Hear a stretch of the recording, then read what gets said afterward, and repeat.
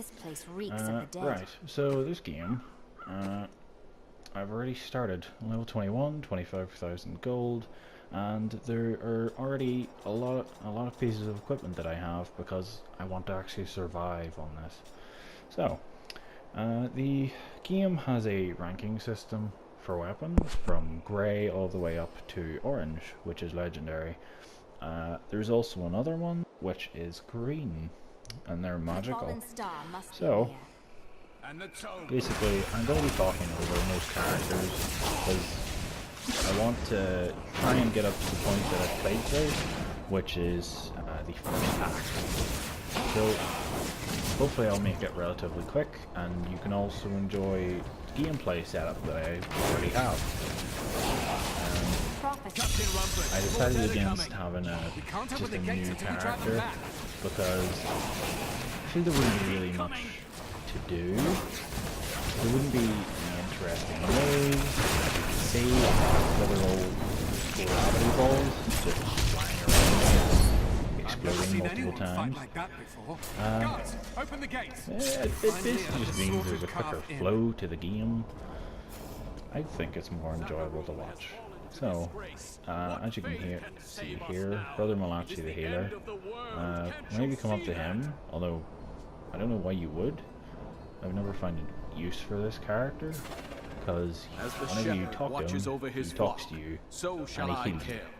But you basically always have 100% health, because with some pieces of equipment, you'll get health recovery. So, what's the point? What's the point in that character?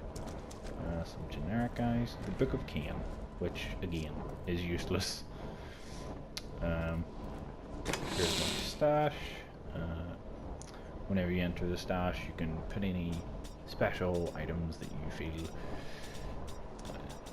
you feel connected to. So, for example, I like to keep all of my legendary items. As you can see, no other items. The stash, it's just for useful items, you know. So here I'm gonna upgrade my stash, and that gives me an extra 20 slots. Very useful. Here's Hadrig. Nothing ever seems to change in New Tristram, does it? What do you mean? There's always some threat of the risen dead or foul evil descending on the town, isn't there? Yeah, that's right. There's always some new evil.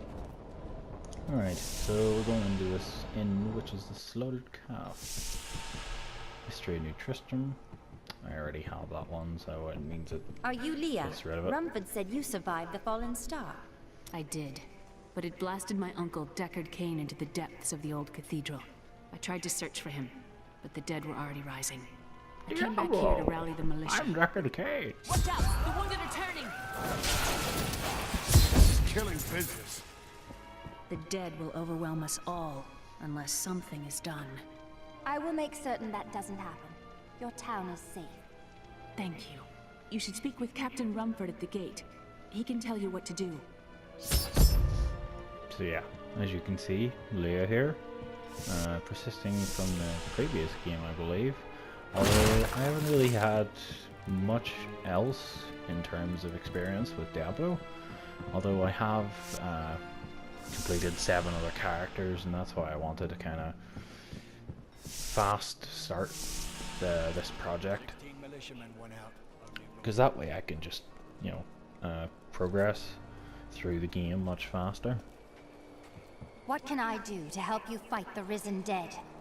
I admire your courage, but Captain Dalton and the militia were slaughtered by those things. Only I survived. Thanks for the warning, but I won't be dying today.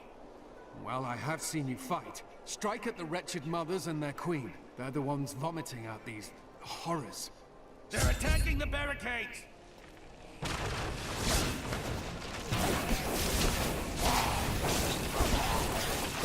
That's one of the wretched mothers. There are more of them in the ruins down the road. Yeah, so as you can see, it didn't take me 20 minutes using one attack to kill these guys. Wow, this is a dismal sight. Also, another thing I need to mention is that you don't usually have this guy with you certain parts through one, you actually unlock your first follower, which is this guy. I can't remember his name there. Kind of awkward. But we'll run into a copy of him later on. And as you can see, even though I'm level 21, I'm not one-hitting these enemies, which means that, you know, I can just walk out. So at the very least, I'm not getting one hit and they're not getting one hit. That's why I decided to play it on normal as well, because, ugh, why would I ever want to play it on Torment from a level 1 character? Even level 21 on hardcore? Like, if someone wants to experience this game, they should start on normal and build from there, at least until they're level 20, go on to hard, do another 20 levels, and then do the first act again. Hold on, there's another interesting thing. Once you've beaten act, more of the story, you can change the difficulty. I think it goes normal, hard, and then expert, then master, and then torment. So you can imagine the gigantic pain that it would be to actually start on torment. It's like 5 difficulties above what I like to be.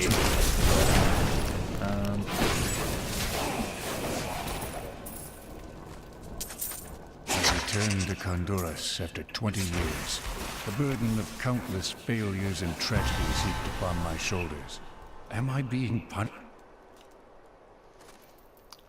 As you can see here, I've just leveled up, which gives me new and different abilities. Oh, there we go. The way that I like to build is usually with a lot of different familiars or a lot of different buffs. So yeah, you're gonna see that a lot whenever I play this game. For helping that stranger hunt the dark wanderer? I always thought Deckard Cain half a madman. Perhaps he was right. Perhaps he can banish the shadow hanging over my life. How does that feel? Through the 7 times that I've played this game, I had a lot of fun because you'd start off the game and you'd be level 1 and you just walk into this huge world. It's very very well built, and I have a bit of a history with glitching games, but this has not had a glitch since I've played it, and I've played a good amount of it. So you can imagine that once I've started playing this, it's gonna happen. There's gonna be a glitch somewhere, and if there isn't, then points to me. Here, the first quest, I'm going from Tristram to the old ruins to kill a wretched queen. The enemies in this game are very similar to the way that weapons work, in which there are these enemies, which are grey, and then there's blue bosses, and then finally it goes to gold. I think that even the final boss is only classed as a gold, like for example this one, the first boss of the game. And as you can see, the items that I pick up don't scale to my level. So it means that I'm not getting overpowered. I'm not getting much experience from this. So I can just fight through.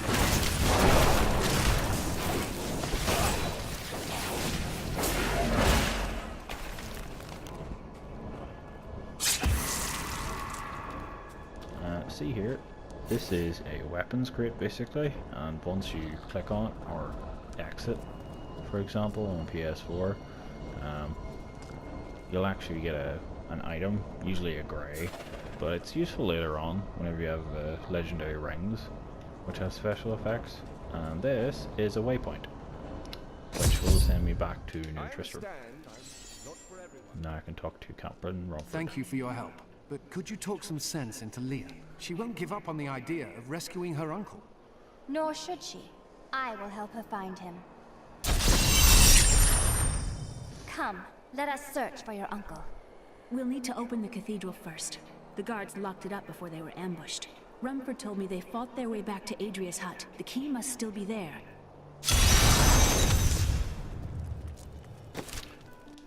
On the way back to the old ruins. Here, let me open the gate. Adria was my mother, but I don't know much about her. She died when I was very young. I was raised by Uncle Deckard. What about your father? I'm told he was a great warrior who was lost when Tristram fell to the demons. Usually whenever I'm playing the game, I don't skip important dialogue and stuff. So that, say for example, someone's watching like you out there. You can actually experience the game the way There was more to your mother if than they you were know. actually interested in Said she was a witch. what the characters were Never saying. believed it. If you know me, then you know I like to completely follow all the dialogue. But it'll be a learning experience for me, because then I can get into the deep lore of Here's the Diablo key. 3. I will search the cathedral. You stay here and learn what you can. Thank you. She was basically saying there that I have to go to the cathedral to try and find old Deckard.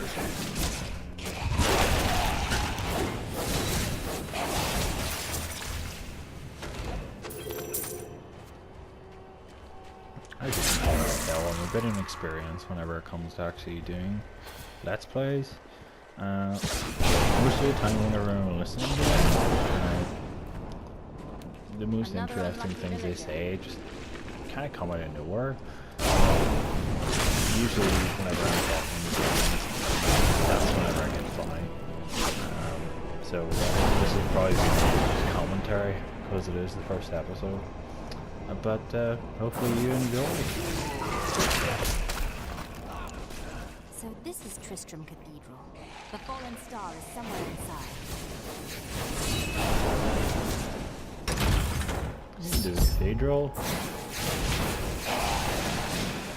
There's a gaping hole in the cathedral.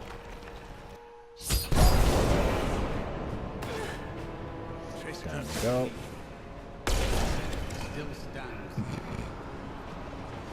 Something I absolutely found hilarious at the start of the game. I would activate this effect and it would just destroy everything around me, for example, and it would just go flying everywhere.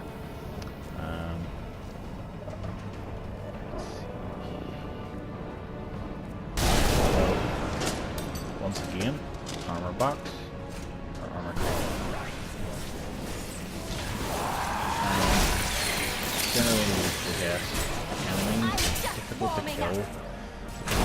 It's quite big and bulky, and they also drop more enemies when you kill them. It's very similar to Dark Souls in that sense. There was an enemy in Dark Souls. Whenever you killed it, it would actually sprite a very similar enemy. Although it doesn't have the effect of actually affecting you, which I think is quite nice because I don't want to be poisoning this game. I need to do enough damage. Let's see. There, you see. I actually destroyed that wall and it fell onto the enemy, and that obviously it killed him, but also gave me an effect. Whenever you do certain Perhaps if they had stayed, none of this would have happened. certain actions, it'll give you, for example, a boost in speed, a boost in resources. That can be very useful against some later bosses where you've just killed like hundreds of enemies. Foul minions, stay back! Back! May this ledge hold. The skeleton king. The power of the fallen star